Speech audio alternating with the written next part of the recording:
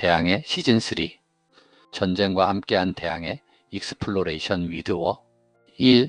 이미 나뉘어 버린 세계 시즌1 신과 함께한 대항해는 포르투갈과 스페인이 교황청을 등에 업고 세 개의 바다를 나눴습니다. 시즌2 회사와 함께한 대항해에서는 영국과 네덜란드가 자본과 신용 그리고 상업의 힘으로 세계 질서를 재편했습니다. 이제 지구의 바다와 땅 대부분은 이 네 강국의 깃발 아래에 놓이게 되었습니다. 그러나 19세기 말 뒤늦게 산업화를 이룬 나라들이 눈을 뜨고 보니 이미 진출할 바다도 차지할 땅도 얼마 남아있지 않았습니다. 그들에게 남은 길은 하나였습니다. 전쟁을 통해 세계를 다시 나누는 것. 게다가 레이트 커머스 앵시어티, 즉 늦은 자들의 불안까지 작용되게 되었습니다. 그들의 출발은 필연적으로 조급할 수밖에 없었습니다. 결국 이것은 비극의 씨앗이 됩니다. 이 16세기 이후 세계 정세, 종교개혁과 산업혁명의 물결. 16세기 유럽을 뒤흔든 가장 큰 변화는 종교개혁이었습니다. 루터와 칼뱅은 부패한 교회의 권위를 비판하며 직업을 하나님이 부여한 소명으로 보는 직업소명론을 제시했습니다. 이 사상은 새로운 기준, 즉 근면, 성실, 철저의 직업윤리를 낳았고 프랑스에서는 위그노라 불리는 신교도 장인 집단, 즉 전문 직업 집단이 태어났습니다. 칼뱅의 예정론에 의해 자기 직업 안에서 성실과 근면을 보여 구원받은 자임을 입증하려 했던 사람들이었죠. 그러나 그들은 구교도의 학살과 박해를 피해 영국과 네덜란드로 떠나야 했습니다. 그곳에서 위그노들의 창인정신과 직업윤리는 영국의 산업혁명과 네덜란드의 상업항해를 떠받쳤습니다. 반면 독일은 종교개혁의 진앙지로서 끝없는 종교전쟁의 소용돌이에 빠졌고 프랑스는 위그노 전쟁으로 국력을 소모했으며 정작 위그노들은 그 땅을 떠났습니다. 거기에 프랑스 대혁명과 나폴레옹 제국으로 이어졌지만 아프리카와 동남아 일대의 식민지만 남긴 채 시대의 주도권은 잃어가고 있었고 이탈리아는 르네상스라는 문화적 절정 속에서도 산업의 주도권은 내어주고 있었죠. 그리고 러시아는 봉건제와 농노제의 잔재로 산업화가 늦어졌고 그로 인한 사회불안과 유럽 제국을 향한 욕망은 높았습니다. 그런 불균형이 사회주의 혁명의 불씨가 되어 또 하나의 격변을 예고하게 됩니다. 한편 대서양 건너편 미국은 영국에서 건너온 청교도들의 땅이 되어 갑니다. 그들은 신앙과 근면 그리고 직업적 소명으로 신대륙을 개척했습니다. 이후 하와이, 괌, 필리핀 등 태평양의 섬들을 확보하며 훗날 세계 무대에 나설 교두보를 마련하고 있었습니다.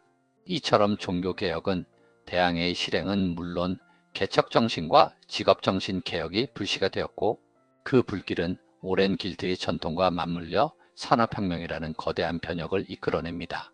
이런 거대한 변혁의 물결 속에 한때 바다를 지배했던 스페인과 포르투갈은 산업화의 파고를 넘지 못하고 역사의 뒤편으로 물러났습니다.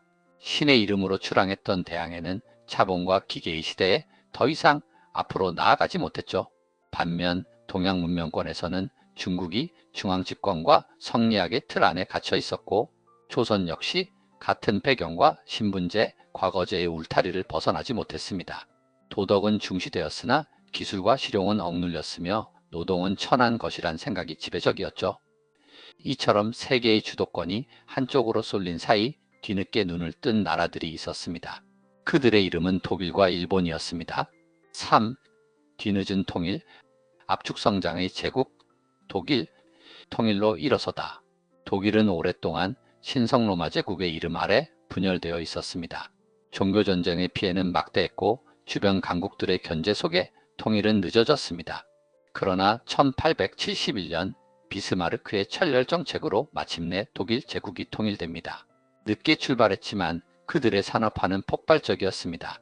석탄과 철강, 화학과 기계 산업에서 영국을 위협하는 수준으로 성장했고 무엇보다 교육개혁과 마이스터 제도를 통해 장인정신과 기술력을 결합시켰습니다.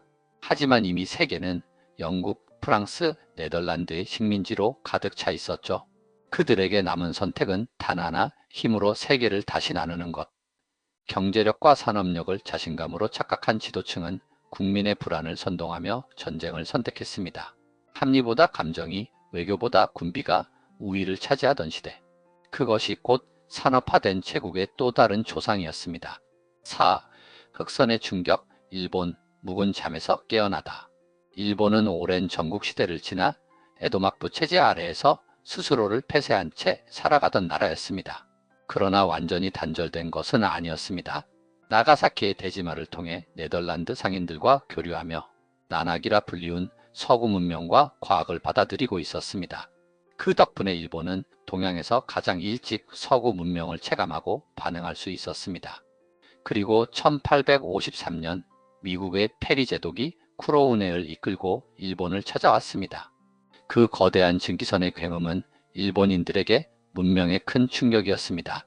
이 사건은 일본을 뒤흔들었고 메이지 유신이라는 근대화의 대전환으로 이어집니다. 일본은 서양식의 군대, 교육, 산업을 급속히 도입했고 특유의 근면, 정성, 단합, 즉 모노즈쿠리의 기본 정신이 결합되어 불과 수십 년 만에 근대적 산업국으로 도약했습니다. 하지만 그들이 돌아본 아시아는 이미 유럽 열강의 식민지로 전락해 있었습니다. 그러나 본국과의 거리가 멀어 완전한 지배가 어려웠던 틈을 노려 일본은 그 허점을 파고듭니다.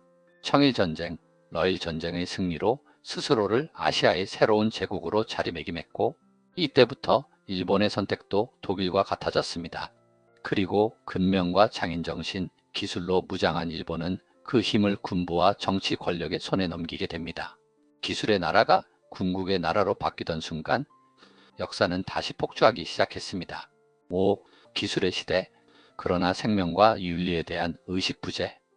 산업혁명은 인류의 생산력을 폭발적으로 늘렸습니다. 철도, 증기선, 전신, 대량 생산, 모든 것이 놀라운 속도로 발전했지만 그 속도만큼 인간의 의식은 성장하지 못했습니다. 기술은 앞섰지만 생명과 윤리에 대한 의식은 뒷받침되지 못했던 거죠. 문명은 효율을 얻는 대신 인간성을 잃어갔습니다. 기계의 완벽함이 인간의 불안을 더 키웠고 기술의 진보는 비극적이게도 지구 단위의 전쟁 무대로 향하고 있었습니다. 이 시기 각국의 권력자들은 기술을 평화의 도구가 아닌 지배의 수단으로 삼았습니다. 정치적 야망과 군사적 과신이 결합하자 전쟁은 피할 수 없는 산업으로 변했습니다. 그 결과 지도자들은 전쟁을 선택이 아니라 필연의 운명으로 믿었습니다. 6. 초조한 후기 산업국들. 불안한 지구. 후발국들의 산업화는 눈부셨지만 그만큼 초조했습니다. 앞서 달렸던 나라의 수백 년을 단 몇십 년 만에 따라잡으려는 조급함은 과학과 기술을 전쟁의 언어로 바꾸었습니다. 독일은 철강과 화학, 무기 산업을 국가가 통제했고 일본은 군부가 전 산업과 국가를 장악했습니다. 기술은 민생이 아니라 군비의 도구가 되었고 공장은 총과 대포를 만들기에 여념이 없었으며 기계는 인간보다 먼저 움직였습니다. 이 시기의 위정자들은 기술과 힘으로 세계를 다시 그릴 수 있다고 믿었습니다. 그 믿음은 곧 맹신이 되었고 맹신은 전쟁광의 집단 광기로 변했습니다. 레이트 커머스 앵시어티, 즉 늦은 자의 불안과 또 그들이 쌓아 올린 공업 역량은 이제 인류 전체를 삼켜버릴 초조함이 되어갔습니다. 7. 전쟁의 무대, 해양에서 다시 본토로. 이전의 대항해는 본국을 안전지대로 둔 채 멀리 떨어진 식민지를 향한 여정이었습니다.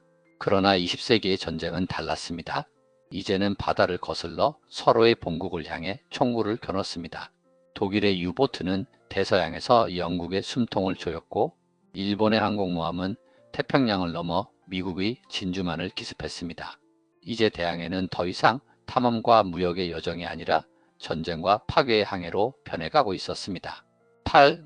문명의 항로, 전쟁으로 길을 잃다. 기술과 산업, 과학의 결합은 인류 최초의 총력전을 만들어냈습니다. 국가의 모든 생산과 인력이 전쟁을 위해 동원되었습니다. 그 항로의 끝에는 불타는 도시와 기계가 삼킨 인간의 생명이 있었습니다. 후발국들의 조급함은 결국 인류 전체를 전쟁의 소용돌이로 몰아갔습니다. 9. 맺은 말 대항해의 역설. 시즌1 신의 이름으로 출항한 항해, 시즌2 회사와 자본의 이름으로 이어진 항해, 그리고 시즌3 기술과 전쟁의 이름으로 치닫는 항해. 뒤늦게 산업화를 이룬 국가들, 그들은 직업과 장인정신, 기술이라는 저력을 지녔지만 이미 나눠진 세계 속에서 전쟁이라는 항해를 택했습니다. 그들의 초조함, 레이트 커머스 앵시어티, 그리고 그것을 부추긴 전쟁과 위정자들의 오만과 확전, 이 모든 것이 인류를 전쟁의 바다로 끌어들이게 했습니다. 비극은 분명했습니다.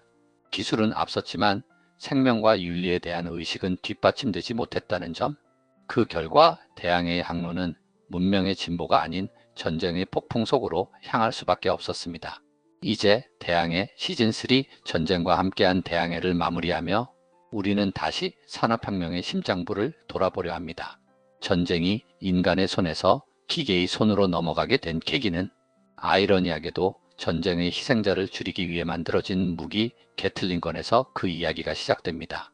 그것은 곧 탱크의 탄생, 비행기와 잠수함, 그리고 항공모함, 종국에는 핵무기까지로 이어지게 됩니다. 다음 편 대항해 3-2 산업혁명이 탄생시킨 대량살상 무기편에서 그 이야기가 이어집니다. 여기서 우리는 다시 한번 기억해야 합니다. 인류와 역사를 움직이는 것은 언제나 직업과 직업인들이었습니다.